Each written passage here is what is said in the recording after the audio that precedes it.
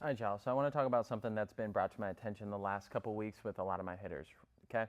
So one of the biggest questions or one of the biggest problems that has been presented to me with my remote, my in-person hitters is, well, when you start hitting well and you start actually producing at higher levels, your approach is going to have to change, right? You start getting pitched to differently, right? So the last couple weeks, I've had quite a few of my hitters that have taken really big strides forward, and they started hitting balls consistently. They started driving balls consistently, and they're taking this step up from being somebody that, maybe was a good hitter to being, somebody that the pitcher or the other team's scared of. Okay, so one of the biggest things that they've started noticing is they really don't get great pitches to hit all the time, right? And in some instances, depending on the lineup, depending on the situation, they're even getting intentionally walked at bats. They're getting beaned. They're getting, not intentionally walked, but pitched around where they're getting curveball, curveball, curveball the first three pitches, and then they may get a show me fastball back to a curveball. A lot of different instances where they're just not getting great pitches to hit, right? And so one of the things that I've been addressing with them is, one, the very first step to all of this that I think that is very, very, very important is just self-awareness, awareness of what are your strengths, what are your weaknesses, okay? So a lot of times too, as a hitter, a younger, more immature hitter, a hitter that just has been, I guess, best way to say it is just less feared in the lineup, is you don't realize how many good pitches you get to hit, when you're batting eighth or ninth, or when you're a freshman or a sophomore in your lineup and people just don't know you, right? And you haven't done anything to hurt the other team quite yet. You don't realize it because you're just up there kind of focused on just hitting the ball, and your brain's probably all over the place. So what you start to realize is, as you start getting up into these different roles, is you have to realize what your strengths are, right? Are you really good at hitting balls outside, inside, up, down? Are you really good at hitting off speed? Are you really good at hitting fastballs? Pick out what your biggest strengths are and be able to identify those. Those are really, really important, because what then you can start doing is, the first step is we can talk about actually hunting pitches in certain counts, right? We can pay attention to tendencies. Maybe the pitcher likes starting off everybody with changeups, or maybe she starts off, or he starts off with something that is a breaking pitch, right? It's not necessarily a fastball. Well, if you really like hitting fastballs, well, then maybe your approach needs to be something that is a little bit more, I don't want to say passive, but a little bit more surgical, right? Maybe I'm not going up there just attacking first pitch all the time because I'm not getting fastballs first pitch. Maybe they only like going to fastballs when they're down in the count. So if they throw first pitch and they get a strike, well, don't expect another fastball. If they throw first pitch and it bounces or runs inside, outside, or goes up, whatever, right? It's a ball. Well, now I'm hunting the second pitch because that's when they're throwing me fastballs. Or vice versa. Maybe I've gotten really good at hitting off-speed pitches, right? Maybe off-speed pitches are my thing. I'm really driving off-speed pitches. Okay, well, what counts do pitchers throw off-speed pitches, right? And I probably need to hunt those counts and be aggressive in those counts. So I think that's the very first step that hitters that are going through this cycle or this part of their journey needs to understand, is we need to understand our strengths so that we can better attack the pitches that we can and that we do hit well. Is that very first step. Obviously, full context of all this, we're always training to be able to hit more than one pitch, right? We want to be able to hit off-speed fastballs, up, down, left, right. But someone once said a plane to hit everything is a plane to hit nothing. And so, going up there with a particular approach can be really helpful as we go up in levels, okay? So the second thing that I always point out to them, after we've identified our strengths, I like to focus on us first and make sure we have what we can control first. So us, our approach, our box setup, our mindset, our routine, our swing, we need to handle what we can control first and foremost, which is us, right? The second thing that I like to really, really focus on is, well, what pitches are you getting to hit, right? Just because you're up at the plate doesn't mean you're going to get a pitch you want. What are the pitches that you are getting to hit, right? So let's say it's in the zone, but it's up and in, right? It's an up and in pitch a little bit, or they keep throwing high, right? Maybe it's somebody that has a firm fastball, or she throws a rise ball a lot and is locating it at the top of the zone, or umpire's calling it, right? What pitch are you getting, right? And that's the second thing to identify, right? Is what are you getting? And if you have a swing that can cover those, which is what we're always working for, okay, well, then I need to make my adjustment accordingly, right? I need to stop hunting changeups or hunting sliders or hunting a fastball if I'm not getting those pitches to hit, right? If somebody's throwing a slider, right, that isn't in the strike zone, but, for whatever reason, I'm a great slider hitter, which, I don't know a lot of people that claim they're a great slider hitter. But if I'm really good at hitting sliders, for the sake of the example, and this person can't locate a slider, well, I should probably stop hunting a slider, right? I need to focus on the pitch that I am getting. Maybe it's his two seam today, or maybe the girl has a really good rise ball and it's nasty, but she's not really throwing it for a strike. Umpire's calling down in the zone. Well, okay, well, maybe I need to stop hunting the ball up in the zone because she's not really locating it, right? And so I need to identify what is she throwing or what is he throwing to me after I've identified my strengths, right? Once we've identified that, now we picked up tendencies and we picked up, our strengths and our weaknesses, right?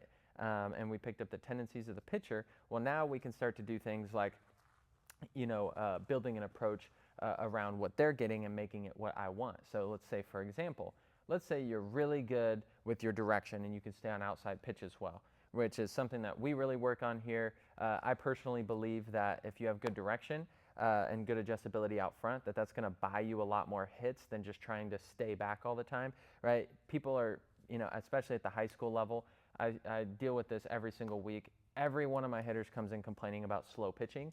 They just do a lot of changeups, or they brought someone in that was just lobbing the ball in there like in the 40s for softball, or a lot of the baseball guys come in and were like, they were probably throwing 72, right? So you're going to see slow pitching, and a lot of times when I see people try to stay back, they just get stuck on their backside, spin, pull their shoulder, pull their head, drop the barrel. All these bad things start to happen. Whereas, if we train to just have really good direction, stay closed for as long as possible, even if I am early, I'm going to buy more hits like that than trying to just stay back. So then what we start to do is we start to be able to create scenarios or create an approach or set up in the box in a way that's actually going to make the pitch that we're getting the pitch that we want. So what I mean by that is, okay, well, let's say I'm facing somebody who is throwing slower and they don't throw their fastball a lot, but I like hitting faster pitching, right? Maybe I crush, 80 to 85 miles an hour, but this guy's throwing 78, right, or 75, right, and I'm just struggling with being out front. Okay, well, there's a couple things that we could do. One, I think the very first thing is, well, how do I make 75 feel closer to 85? Well, I got to shorten the distance, right? So if I shorten the distance, that would be me stepping up in the box and scooting to the front of the box, right? If this girl's throwing a lot of changeups or a lot of stuff that's just loopy and breaking, right? Scooting to the front of the box can help me with that little time adjustment where I don't have to, I don't have to stay back as much because I've just shortened the distance between me and the pitcher. So that's a really good adjustment. Another one is if somebody's throwing slow and I'm having struggles with staying on the pitch, well, that's something that I would consider a direction problem. So something that can keep my hips, my shoulders closed longer so I can stay through the middle part of the field even longer, right? So something like maybe, closing off my stance, maybe going to a no stride, maybe again, like an approach-wise is like thinking hit it the other way, or hey, let this ball, hit it off my back hip, hit it out of the catcher's mitt, different thoughts. Or sometimes it could be as simple as thinking about hitting an off-speed pitch, like, hey, even though this is this girl's fastball, I'm thinking about hitting a changeup here, right? And what do I have to do to hit a good changeup? Doing that can be a really, really good adjustment for you as a hitter up at the plate to adjust to what you're seeing and what you're getting and making it more like the pitch that you want. And so for the sake of the example, let's flip it. Let's say you hit, mediocre to slower pitching better. Well, how do I buy myself more time to make the fast pitching feel slower? I can scoot to the back of the box, right? I can scoot off the plate a little bit to give me a little bit more space, from between me and the ball, and I can scoot back to create more space between me and the pitcher to give me a little bit more room, to give me a little bit more space, so I have time to make good decisions, right? And so these are kind of like the three big steps that I've talked about with these hitters. Is one, we got to realize that we have strengths, right? And most likely at lower levels, we're going to get something that falls into our strengths as a hitter if we're putting in the time, the effort, etc., right? We're going to get something that falls into our strengths. And so a big part of it is just knowing what we're good at so we can attack. The second thing, we got to know what they're attacking us with. What do they think that they can get me out with so I can be prepared for it and I can have a game plan or a strategy to then make what they are throwing me closer to what I want so I can drive and I can actually attack that pitch. And then the very last thing that I usually talk about too is a lot of times too, we don't give ourselves as hitters enough credit, right? Is a lot of times we think that, the zone or whatever, we give ourselves too much room or not enough room, those two extremes where we pretty much box everything up that it's got to be, middle, or it's not a good pitch to hit. When, there's a lot of hitters, like for example, Mike Trout historically has been hitting balls, a ball below the zone harder than he hits a ball that's in the strike zone at the top of the zone, right? So again, like sometimes as a hitter, I have to realize like I can hit balls hard that aren't down the middle, right? And I can expand a little bit into those zones that maybe fall into my strength, right? Maybe a little inside, maybe it's a little out, up, down, whatever that is, right? I can expand into those and actually drive pitches that aren't middle. Maybe I'm waiting for this middle pitch, but it almost never happens, right? And so I need to attack within these strength zones and give myself a little bit more credit. Or two, right?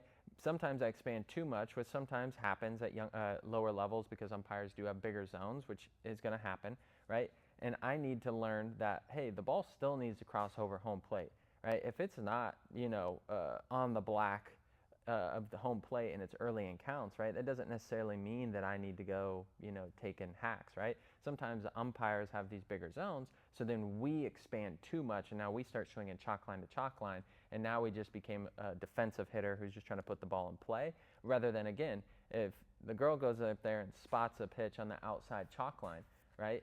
Well, okay, let's recognize that. If the umpire's calling that, let's take that pitch. I don't need to go attack that early. I can scoot up on the chalk, right? I can close off my stance. I can do something, right? I can start off stride close. I can do something to cover that zone that the pitcher's probably going to keep throwing to if the umpire's calling, to make that outside pitch feel a little bit more like it's middle, kind of going back to our first steps, or vice versa, right? I can play the game a little bit. She throws outside, I scoot up on the plate. As a pitcher, you see somebody toes the chalk line. What's that going to make you want to do? Probably throw inside. Okay. Well, I play up on the chalk line, and then I know my strength is actually hitting the inside pitch and, rotating on pitches. Well, then I can hunt that and actually turn on a ball, right, and react inside. So with this all being said, I just wanted to cover some of the things that I've talked about, because I think a lot of hitters go through this where, maybe you're a freshman and a sophomore and you're batting down in the lineup, or, maybe you got cut from your team and you played on a different team, and then you got better and you played on a top team, or maybe you go into high school ball and everybody knows who you are because you went and played travel ball somewhere else, and they seen you on social media. There's all sorts of different scenarios, right? Where again, maybe you're just getting pitched too tougher this year because you had a pretty decent season last year, right? It happens all the time in the college level, like the sophomore slump. You have a good freshman year, then the sophomore year everybody knows you, so they start pitching to you accordingly and a little bit different, right? And so everybody goes through this to some capacity at some point in their career, and so I thought it was something important to address and give some of the things that I kind of cover with my hitters to help them kind of grow in this part of the journey. It's not easy. It's an adjustment. It takes time to definitely understand your strengths, understand and pay attention to their tendencies, and be able to make adjustments accordingly, while also still working on your ability to just naturally cover all of those without really even being super thoughtful about it. So, with that being said, more of an approach talk. If you guys have any questions on approach, on mindset, on what pitches to attack, how to prepare for this stuff, obviously shoot me a message. I would love to do another video, expand on this topic. I think approach is really big. It's just a little bit harder to address because it's so dynamic, and it can change per hitter based on their movement, their strengths, the pitching that they're seeing. And so I don't think approach is a one-size-fits-all. I think there's a lot of people out there that just throw the, hey, just stay back and drive it the other way, or hey, let's catch the ball out front, get the barrel out. But I don't think approach is one-size-fits-all. So if you guys have any questions, feel free to reach out, and we'll kind of dive in from there.